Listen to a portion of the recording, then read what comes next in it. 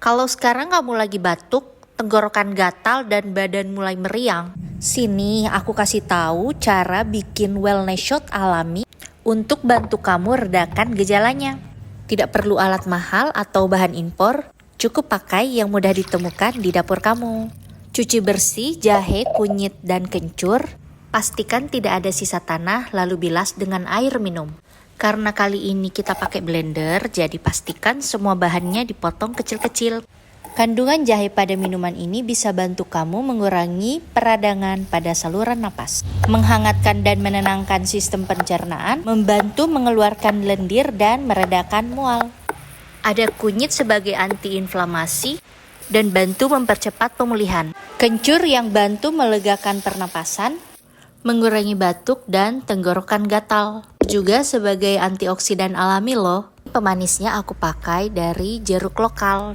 Lemon importnya diganti jeruk nipis yang cukup diperas saja. Karena air perasannya nanti akan dipakai saat proses blender sebagai pengganti air.